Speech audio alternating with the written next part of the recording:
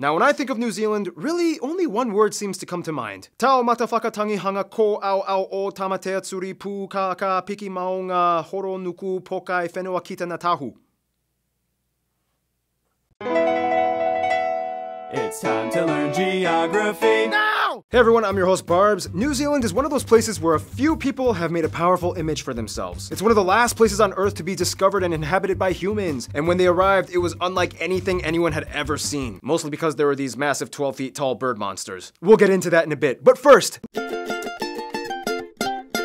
New Zealand is not only a key player in the ocean nations, but a geographic anomaly. As in, half the time when you look at artwork or decorations or newscasts or even educational books, New Zealand is forgotten from the map. Kiwis even joke about it. Even their government website 404 page not found website pokes fun at it. Anyway, New Zealand, or Aotearoa, is located in the southwestern Pacific Ocean, about 1,200 miles or 2,000 kilometers off the coast of Australia, and about 600 miles or 1,000 kilometers from the nearest major islands of Fiji, Tonga, and New Caledonia. Meaning technically, France is their closest neighbor. The country is made up of two main large islands, aptly named the North Island, or Te Ika a Maui, which makes up about 42% of the landmass, yet holds about 3/4 of the population, and the larger, yet less populated South Island, or Te Waiponamu, at about 56% of the landmass. The remaining 2-ish% of the landmass is made up of hundreds of interior and outlying islands, 33 main ones that are either around the main two islands, like the largest one, Stewart Island, just south of South Island. Then you have the outlying island chains, like the northernmost Kermadec Islands, the easternmost Chatham Islands, and the sub-Antarctic southernmost point, the Campbell Islands. The country is a unitary state divided into 16 councils, 11 regional councils, and 5 unitary regional councils. The Chatham Islands act as their own special territorial authority. The second largest city, Wellington, is the capital, the southernmost capital in the world. However, Auckland up north is the largest city, which holds about 1/3 of the entire population of the country, with the largest and busiest airport, Auckland International. Otherwise, Christchurch on South Island is the 3rd largest city and holds the 2nd busiest airport, Christchurch International. But wait, that's not all. The sovereignty claim extends even further, and then you get the 3 New Zealand realm territories and free association island nations. These are Tokelau, the Cook Islands, and Niue. Tokelau is considered a non-self-governing dependent territory. It also has a territorial dispute with American Samoa over Swains Island, whereas the Cook Islands and Niue are labeled as self-governing states in free association with New Zealand. Finally, you have the Ross Dependency, which is New Zealand's claim to Antarctica, which of course under the Antarctic Treaty does not actually fall under their sovereignty, but you know, a lot of people like to say they have something they can't. Whew, for a nation that doesn't even show up half the time on maps, there's a lot going on here. But wait, if New Zealand is just an island in the middle of the Pacific, which continent is New Zealand a part of? Ah, good question. That is a question that has kind of stumped cartographers for centuries. In the simplest sense, categorically, New Zealand is part of the broader region known as Oceania, which is basically just Australia plus everything else in Melanesia, Micronesia, and Polynesia. Technically, Australia and New Zealand together are called Australasia. However, it's weird because New Zealand doesn't lie on the same continental shelf as Australia. This has led to the consideration of New Zealand belonging to a newer subregion known as Zealandia, classified by some dude in the 90s as either a continental fragment or a microcontinent made up of a submerged continental crust shelf that expands all the way from New Caledonia to an empty spot in the ocean just south of the Campbell Islands. 93% of Zealandia is submerged, with New Zealand being the largest protruding segment. Either way, however you want to categorize it, New Zealand is kinda strange. Wait, go back to the self-governing island thing. Do they belong to New Zealand, or are they full countries? Good question. It's kind of like this. Okay guys, look, the British just kind of put you under my jurisdiction, so I guess that means you're all New Zealand citizens, okay? Yeah, but we all have our own languages and customs and want to write a constitution for ourselves with free association status. We're basically countries in our own right, but under your overarching sovereignty, I guess. Like, your military can come in for defense, but otherwise we got everything else covered.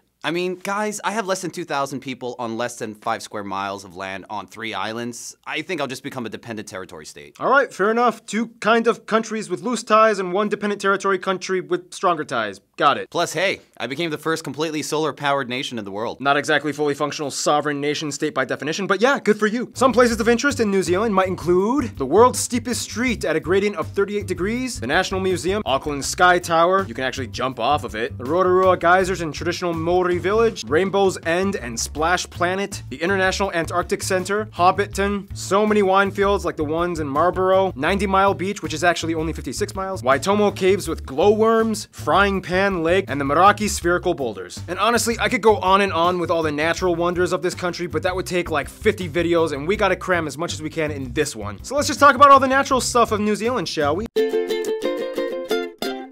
Now, New Zealand is an outdoors country, world-renowned for its mind-blowingly wonderful landscape displayed in a number of films and movies. Fun fact, The Lord of the Rings gave them so much publicity and tourism money that they even have a Minister of the Rings in their parliament. Oh, do they now? You wrote the script for the episode, and I'm just reading off the teleprompter, so I figured you would know that. I did. First of all, the country is located in the Ring of Fire on the convergence of the Pacific and Australian plates that creates the mountainous southern Alps of the southern island. Here you can find the tallest peak, Mount Cook or Aoraki, at over 12,000 feet or 3,700 meters, whereas across the Cook Strait, the smaller Kaweka Range can be found on the North Island. This, in return, makes the country subject to earthquakes and volcanic activity. There are about 83 known volcanoes of all types, and the largest active one being Ruapehu on North Island. Otherwise, you can see other volcanic wonders like the dormant Banks Peninsula on South Island, and the eerily perfect circular Mount Taranaki on the west side of North Island. Just a skip away, you find the largest lake, Lake Taupo in the Taupo caldera, one of the largest supervolcanoes on Earth. From there, the lake is drained by the longest river of the country, the Waikato. Now, New Zealand is interesting because due to its shape, there is no part of the country that is more than about 80 miles or so from the ocean. The flatter valleys on the sides of the mountains are where most people live and produce crops and livestock. Skip a little further west and you get the least inhabited and difficult to access, but most breathtaking part of New Zealand, the Fjordland. Steep cliffs plunging into the Tasman Sea, with Milford Sound being the most popular spot and the only one accessible by road. New Zealand ranks as one of the top most landform diverse countries on Earth, having everything from alpine forests, glaciers, geothermal geysers. They even have a small desert in the middle of North Island, and on some of the coasts, you have tropical beaches with magnetic black sand containing magnetite. Seriously, I still have some. Check it out. This is from Piha Beach in North Island. Whoa, it sticks on. Now, the one thing about New Zealand that set it apart upon discovery is that other than 2 species of bat, the entire island had no mammals prior to human encounter. Now, this is usually the part where Noah comes in, but he had a scheduling conflict and couldn't be here today, so therefore, I saw Min Random Hannah.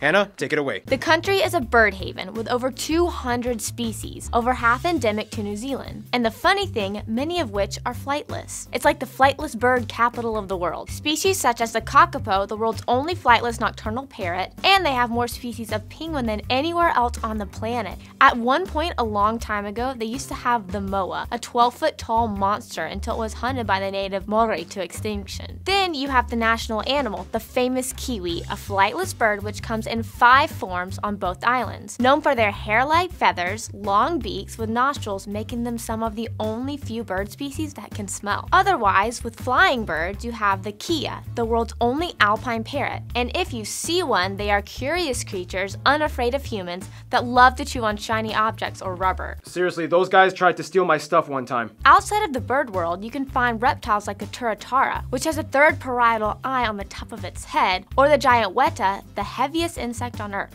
Ugh. Resource-wise, the country is known for its huge dairy farming and livestock industry. Jade or greenstone is a precious stone mined and sold here, as well often carved into jewelry or traditional Maori tools and ornament. Besides all that though, much of the country makes money through tourism, specifically outdoor tourism, specifically Queensland on South Island. This place offers everything from skydiving, paragliding, and zorbing, which by the way, the Kiwis invented. And speaking of Kiwi inventions, food! Kiwis are without a doubt seafood folk. Native species like gurnard, hoki, hake, hapuku, pawa, and crayfish are made into numerous dishes, cooked, raw, smoked, steamed, battered, and fried with chips. If that's not your thing, some non-fishy Kiwi dishes might include things like roast lamb, savory meat pies, hokey pokey ice cream, Kiwi-style burger, manuka honey, kumara, L&P drink, pavlova cake, and one of the most traditional Maori dishes, hangi. And speaking of cultural tradition, we go to... Thank you, Hannah. Feel free to follow her on Instagram. No problem.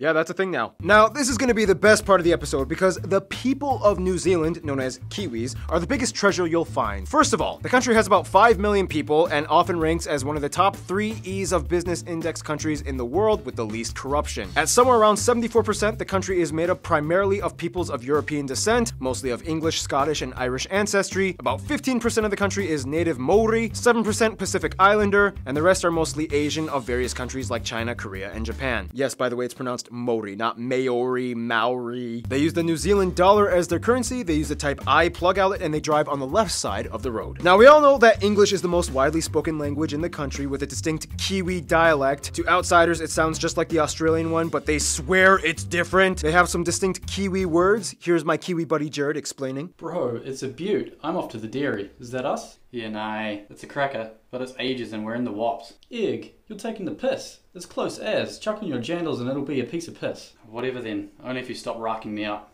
Stoked. Sweet as. Nonetheless, there are actually two other official languages of New Zealand, Maori and New Zealand Sign Language, making New Zealand the first country to adopt signing as an official language, even though only half of 1% knows it. Now let's talk about culture and the whole Maori thing. The Maori traditionally come from about 100 or so iwi, or tribes or peoples, spread throughout both islands. Most in the north part of the country, the largest being the Ngapuhi at over 100,000 people. Their culture is a huge integral factor that plays into what it means to be Kiwi. I mean, instead of hello, you'll often hear the Maori word kia ora as a greeting. Most schools teach the Maori language in elementary years, and there are immersion schools as well. In addition, they have a few television channels and radio stations that speak almost entirely in Maori. Today, the majority of native speakers are found in the North Island, most heavily concentrated in the Northland and Gisborne and Bay of Plenty regions. And speaking of Maori, we cannot do this episode without talking about the Haka. Almost everyone on the island knows one form of the traditional war dance performed by both men and women, known for its aggressive movements, loud chanting, and intimidating facial expressions. Very often it's performed at sporting events. The Haka is not only used at games or as a means to intimidate though. It can be used in a variety of situations, ranging from birthday parties, funerals, even weddings, where the people celebrate the union of two people happily, and everyone takes part in it, whether you are ethnically Maori or non-Maori. It's a tradition that really unites everyone on the island, regardless of race. Pretty cool, right? And now let's talk about tattoos, and actually, let's have another co-host do this. Let's see, which options do I have? Who can I select? Let's see, Hannah already did one. Why not Ken?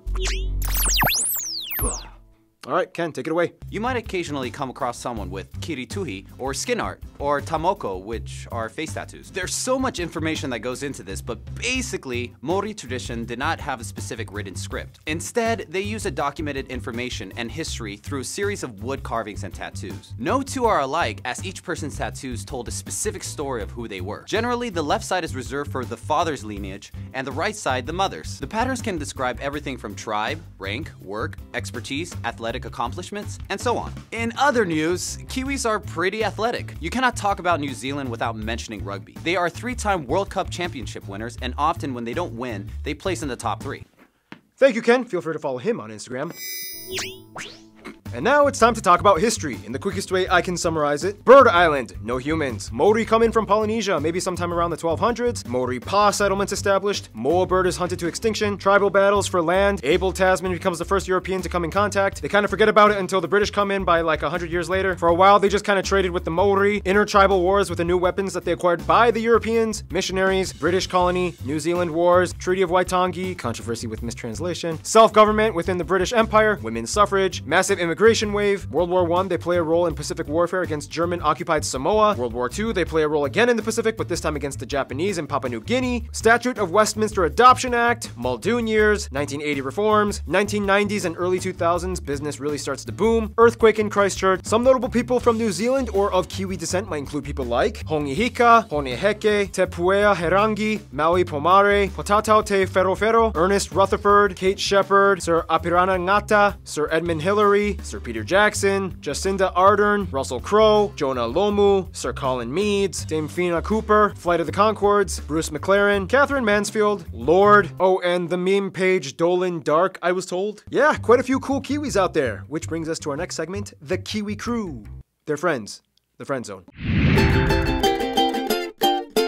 Alright, diplomatically speaking, New Zealand, for lack of a better term, is basically like Australia's Canada. They get along with nearly everyone, and unless if it's a rugby match, it's hard to harbor any animosity towards them. And even if it is a rugby match, it's like, okay, you guys can win. Just do that Haka thing again. First of all, as part of numerous international organizations, New Zealand has harnessed an international network of alliances since its inception. For one, South Africa, Argentina, Uruguay, and Chile have had close links as members of the Convention for the Conservation of Antarctic Marine Living Resources. These 5 nations kind of act as like the southern gateways to Antarctica, and they hold a high level of responsibility when it comes to monitoring the South Seas. China has an interesting, kind of good, but kind of controversial relationship with New Zealand. Not only have Chinese immigrants been living in New Zealand since the 19th century, but in 2008, a bold move with a free trade agreement was established, and today they are the second largest import and export partner. The problem is the housing market. Many Chinese investors have bought out property in metropolitan areas that remain unused and empty for the purpose of real estate appreciation. This has left many Kiwis unable to live in the houses in their own country. This has frustrated many of them for a long time, leaving them to ask the government for reforms in foreign investment policy. As a former British colony, they've always been closely linked to the UK, and UK citizens, often Scottish, choose to migrate and live in New Zealand. Problem is distance. New Zealand is one of the furthest members in the Commonwealth from the UK, and over time the UK relations waned as the UK paid more attention to the EU. Nonetheless, they've grown up, don't need to hold mommy's hand anymore,